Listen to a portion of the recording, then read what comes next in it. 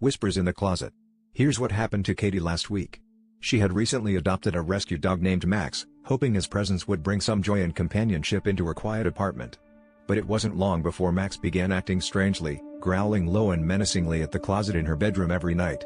At first, Katie dismissed it as a quirk of his adjustment period, a leftover instinct from his time on the streets.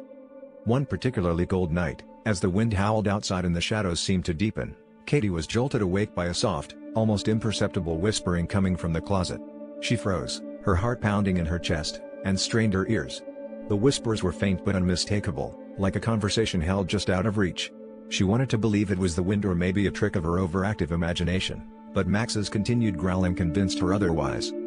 The next morning, bleary-eyed and shaken, Katie asked her elderly neighbor, Mrs. Jensen, if she'd ever experienced anything odd in the building.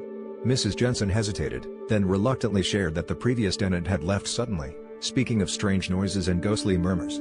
Katie's blood ran cold, realizing the whispers might not be new at all, but an echo of something sinister that lingered in her home. That night, she steeled herself to confront whatever was in that closet.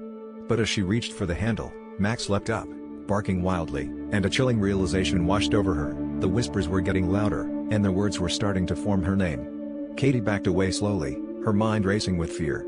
Like and follow for part 2 and more true stories. Comment if this happened to you, what would you do?